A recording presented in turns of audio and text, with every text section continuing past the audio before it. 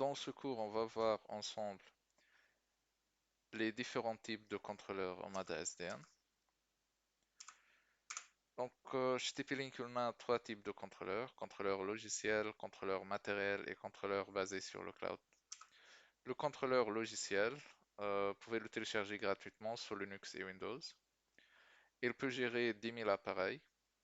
Il permet la gestion locale et la gestion cloud. Il prend en charge de nombreuses fonctions avancées comme portail captif, mesh, itinérance rapide, 802.1x. Voici les spécifications recommandées pour un contrôleur logiciel. Pour gérer par exemple 500 appareils, vous avez besoin d'un serveur, Linux ou Windows, 4 Go de RAM, stockage 10 Go au plus, carte Ethernet avec une vitesse de 1 Go, processeur i3 au plus. Et comme j'ai mentionné, le contrôleur peut être installé sous Linux et Windows seulement. Il n'y a pas une version disponible pour Mac OS.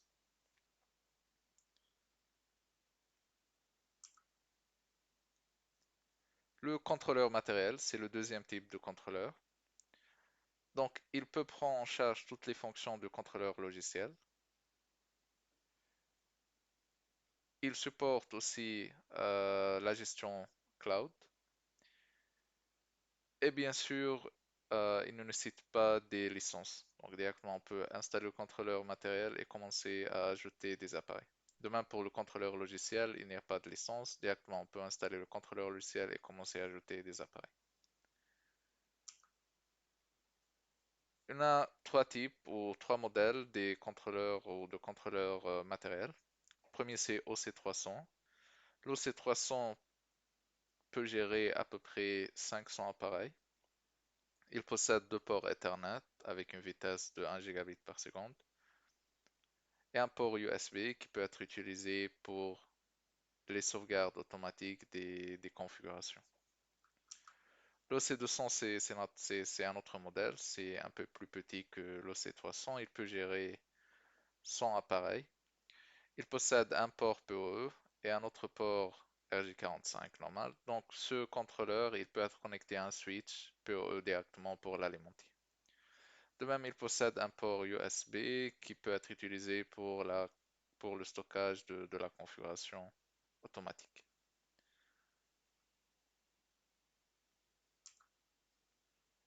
Contrôleur basé sur le cloud, c'est le troisième type de contrôleur. Ce contrôleur, il est installé sur le serveur TP-Link. C'est pas la peine d'installer un serveur. Juste, vous devez créer un compte sur le site TP-Link, sur le site Cloud TP-Link pour accéder à votre contrôleur directement et ajouter ou gérer les appareils. Le contrôleur logiciel ou le contrôleur cloud isolé nécessite des licences. Vous devez avoir des licences pour ajouter des appareils à ce type de contrôleur. Le contrôleur basé sur le cloud permet de connecter des appareils sans contact. Donc, il supporte l'option ou la fonctionnalité provisionnement sans contact. C'est-à-dire, vous pouvez acheter l'appareil, les points d'accès par exemple, ou les appareils en MADA, les envoyer chez le client, les connecter à Internet et directement ajouter ces appareils avec le numéro de série. Donc, c'est pas la peine d'ouvrir les appareils par exemple et de le configurer pour qu'il se connecte à votre contrôleur. Simplement, vous connectez les appareils à Internet. Sur l'interface cloud, vous rentrez le numéro de série de l'appareil, il va se connecter. L'application Amada, c'est une application qui vous permet de gérer vos contrôleurs à distance. Donc, vous pouvez installer l'application sur un smartphone Android ou iOS. L'application permet d'accéder à vos contrôleurs via le cloud ou si vous avez un contrôleur local, vous pouvez directement accéder à votre contrôleur. Elle vous permet de gérer les points d'accès en mode standalone. Elle permet d'accéder aux points d'accès qui ne sont pas connectés à un contrôleur, mais bien sûr via le réseau local. L'application ne permet pas l'accès aux points d'accès standalone à distance. Pour accéder à distance à vos appareils, il faut utiliser un contrôleur. Donc ici l'interface de l'application. Comme je vous avais dit, l'application permet de contrôler ou de gérer un contrôleur connecté au cloud, de gérer ou de connecter un contrôleur local ou de gérer les points d'accès qui se trouvent dans le réseau local.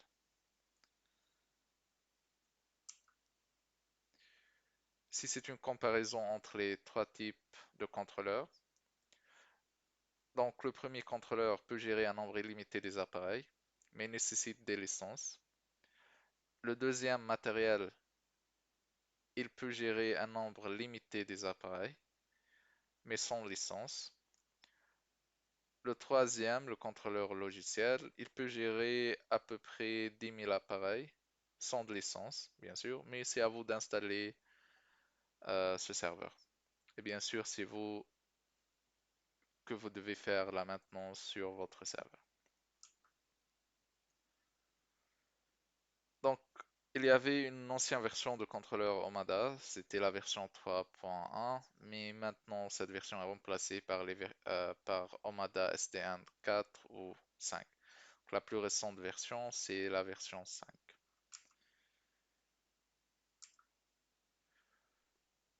Dans ce chapitre, on va vous montrer l'interface de contrôleur. Donc, une fois que vous accédez à votre contrôleur, vous allez voir la vue globale. Dans la vue globale, vous pouvez voir les sites, vous pouvez voir les équipements qui sont connectés à un site, vous pouvez personnaliser le tableau de bord, vous pouvez ajouter des widgets pour avoir des informations, par exemple, concernant l'état de votre réseau.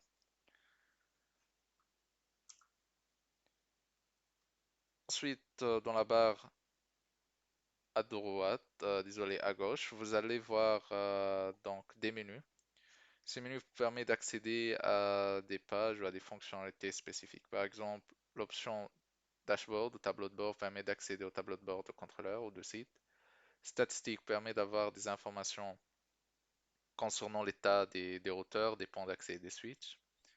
Dans la partie typologie, vous pouvez voir la typologie de réseau ou simuler ou faire une étude, par exemple, d'une couverture Wi-Fi.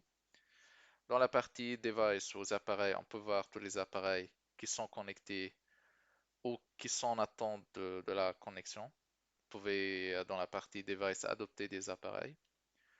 Dans la partie client, vous pouvez voir tous les clients qui sont connectés à votre réseau. Vous pouvez les filtrer après pour voir seulement les clients qui sont connectés en Wi-Fi ou les clients qui sont connectés en filaire. Dans la partie Insight, on peut avoir des informations sur les clients connus ou les clients qui ont réussi à se connecter. Dans les logs, vous pouvez voir les logs du système, par exemple les alertes, les erreurs, les informations. Compte administrateur pour créer des utilisateurs ou des administrateurs. Vous pouvez les donner après accès à des pages ou à des fonctionnalités spécifiques. Dans les paramètres, bien sûr, vous pouvez rentrer dans les paramètres de contrôleur pour configurer le site, pour configurer le Wi-Fi, les VPN, le VLAN par exemple. Donc, dans le tableau de bord, comme je vous avais dit, on peut ajouter des widgets pour personnaliser ou pour avoir une représentation visuelle concernant l'état de réseau. Dans la partie statistique, on peut voir les performances des appareils.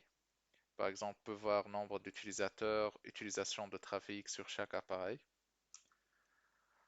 Dans la partie statistique des switches, on peut voir l'état sur chaque port de switch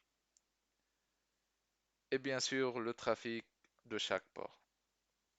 Comme vous voyez, on peut voir l'état de chaque port, par exemple l'état PoE, la liaison, la vitesse. Après, on peut voir le trafic sur chaque port. Et bien sûr, le contrôleur va montrer quel appareil est connecté à un port spécifique. Comme vous voyez ici, port numéro 3, le contrôleur est connecté, par exemple. Dans la partie typologie, le contrôleur va vous afficher la typologie de réseau automatiquement. Dans la partie appareil, comme je vous ai dit, vous pouvez voir tous les appareils qui sont connectés ou en attente de la configuration. Si vous cliquez sur le nom de l'appareil, vous pouvez voir les détails de l'appareil et vous pouvez le configurer. Dans la partie configuration, vous pouvez par exemple changer le nom de l'appareil, le mettre à jour, le réinstaliser, le déplacer vers un autre site. Dans la partie client, vous pouvez voir les clients qui sont connectés. Si vous cliquez sur le nom de client, vous pouvez voir les détails de client, l'historique de client, donc la consommation d'un client, et vous pouvez configurer le client, c'est-à-dire changer le nom de client, limiter la bande passante d'un client ou lui attribuer une adresse IP fixe. Dans la partie aperçu en site, comme je vous avais dit, vous pouvez voir les logs des clients qui ont réussi à se connecter. Vous pouvez voir les logs des clients qui ont réussi à se connecter à un portail captif, l'état du VPN, vous pouvez voir le statut des règles NAT que vous avez configuré par exemple, et les API ROG. Si vous allez faire un scan, le contrôleur va détecter tous les points d'accès qui ne sont pas connectés à votre contrôleur. Dans les logs, donc on peut voir les logs du système. On peut les filtrer par jour, par semaine ou par mois.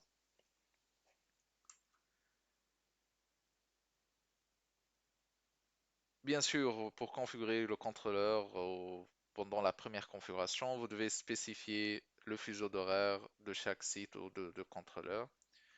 Comme ça, après, pour configurer par exemple le redémarrage automatique ou la mise à jour automatique, vous pouvez être sûr que le contrôleur va bien exécuter les règles que vous avez configurées. Pendant la première configuration, vous pouvez éditer, si vous avez un routeur, vous pouvez éditer l'interface LAN principale du routeur. Donc l'interface principale s'appelle LAN. Par défaut, l'adresse IP du routeur c'est 192.168.0.1. Via l'interface de contrôleur, vous pouvez éditer cette adresse IP ou changer par exemple le DHCP de l'interface principale. Si vous voulez, par exemple, vous pouvez ajouter ou créer des VLAN et éditer les profils de ces VLAN. Par défaut, c'est le contrôleur qui va générer automatiquement un profil pour un VLAN. Vous pouvez après créer un nouveau profil pour modifier cette configuration.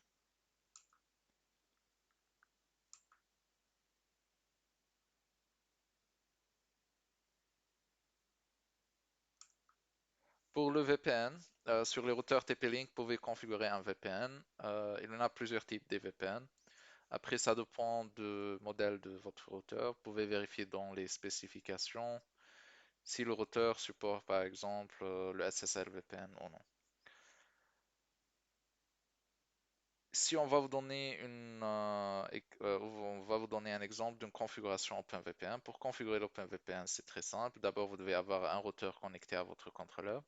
Depuis l'interface de contrôleur, vous pouvez créer une règle VPN. Vous spécifiez le type de VPN,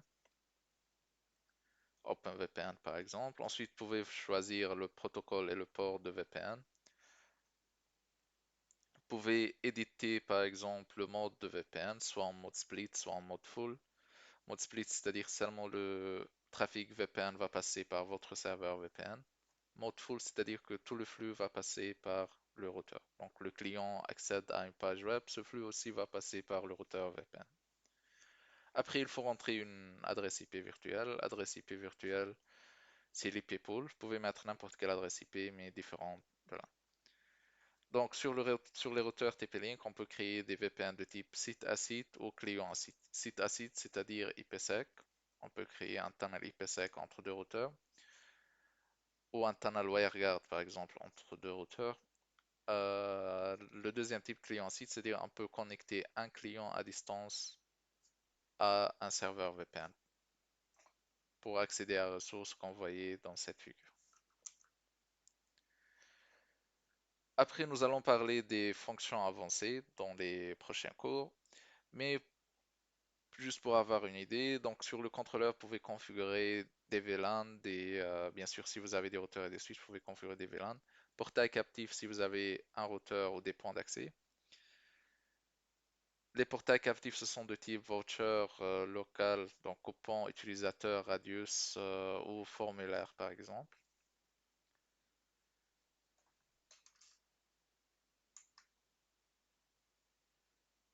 Donc comme vous voyez dans cette figure, on peut choisir le type de portail configuré sur le contrôleur.